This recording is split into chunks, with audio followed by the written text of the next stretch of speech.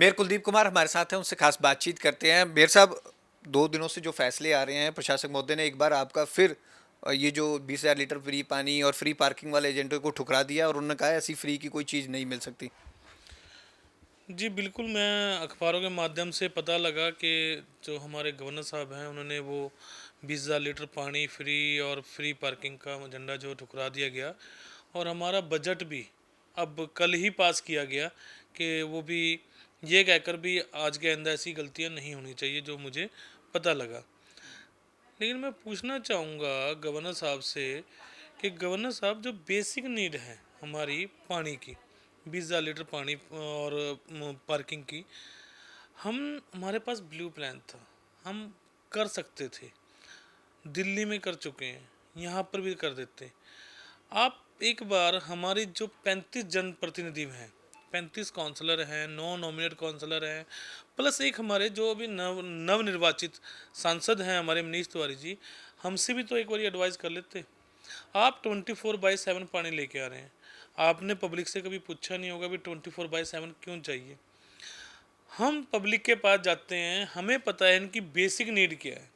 Basic need में उन्हें कम से कम एक मध्यम वर्ग के जो परिवार है उसे 20,000 लीटर पानी तो कम से कम मिलना चाहिए। हम ये नहीं कह रहे हैं कि पूरे शहर को दीजिए, हम ये कह रहे हैं जो मध्यम वर्ग है और जिसकी बेसिक नीड है, बेसिक नीड तो पूरी करनी चाहिए। और पार्किंग का मुद्दा भी कुछ ऐसा ही है, ये लगा लीजिए हमारा, उन्होंने, मैं जो अखबारों के में रेट पढ़ा है कि पहले 20 मिनट तो फ्री है, उसके बाद चार्जेस है सीधा 15 रुपये।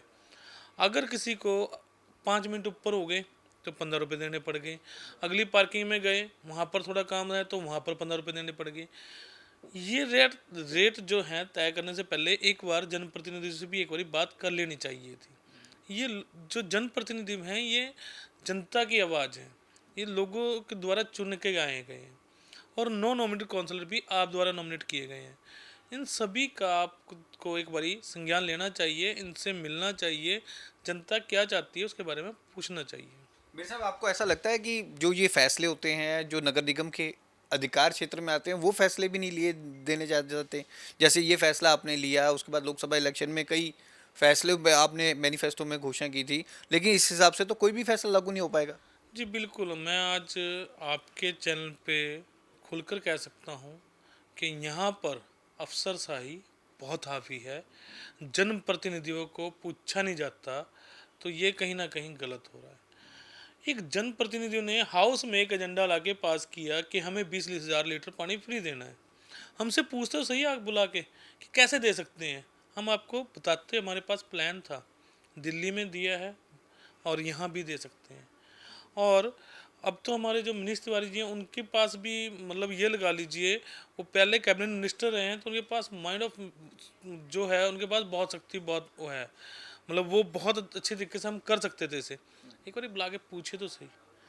लेकिन यहाँ पर तानाशाही रवैया मैं कहूँगा गवर्नर साहब का, हर चीज़ को ना करना, जो सही है उसे भी ना करना, जो गलत है उसे भी ना करना। हमें लोगों के बीच जाना होता है, लोगों से बात करते हैं, उनकी बेसिक नीडें हमें पता है कि किसको क्या चाहिए। लेकिन आप तो महलों में रहने वाले राजा हैं जी, आपको थोड़ी ना पता होगा कि गरीब लोगों की परेशानियाँ क्या हैं। तो जिस तरह से मैं देख रहा हूँ कि गवर्नर साहब का जो तानाशाही रवैया है वो कहीं चंडीगढ़ की जनता के लिए ठीक नहीं है। इसको लेकर आप मिलेंगे, उनसे बात करेंगे दोबारा से, क्योंकि उन्होंने समीक्षा के बाद इस पर अप्रूवल दे दी है कि अब ये नहीं हो सकता क्योंकि उन्हें रेवेन्यू में लॉस हो रहा है। जी, उन्होंने तो समीक्षा पता नहीं किस बेस पे की है, मिलना तो ज़रूर चाहता हूँ मैं, लेकिन मैं पिछली बार 2 बार टाइम लिया आपके सामने, लेकिन मुझे मना कर दिया गया मिलने से। एक कोड ऑफ कंडक्ट का उन्होंने जो बताया, हमने तो यहाँ तक कहा भी है सर, हम कोई पॉलिटिकली इशू बात पे बात नहीं करेंगे, अपना आशीर्वाद ही दे दीजिए, परंतु साफ मुझे मना कर दिया गया और गेट से लौटा दिया गया। ये कहीं ना कहीं चंडीगढ़ की जनता का जनप्रतिनिधि बन के जा रहा था, तो कहीं ना कहीं ये चंडीगढ़ की जनता के साथ नाइंसाफ़ी है।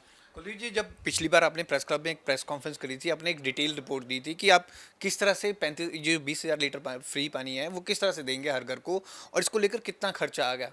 लेकिन उससे पहले आपने एक रिपोर्ट भी पेश की थी कि कितने मीटर खराब हैं, किनको बिल बढ़ा कर दिया जा रहा है, उन उन पर कार्रवाई नहीं हुई आज तक। उन पर कार्रवाई अब हुई है क्या? जी बिल्कुल, हमने अपना पूरा ब्लूप्रिंट बनाया हुआ था, प्रेस कॉन्फ्रेंस के माध्यम से बताया भी था कि हम किस तरह से 20,000 लीटर पानी दे सकते हैं।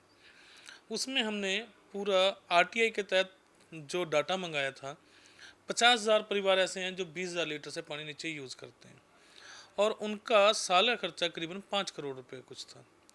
और जो हमें लॉस हो रहा है अभी, जो कहते हैं पानी की लीकेज जो है हमारी, जो वेस्टेज हो रहा है वो 38% कुछ है। तो उससे हमें लॉस कितना हो रहा है, करीबन 23 करोड़ रुपए का।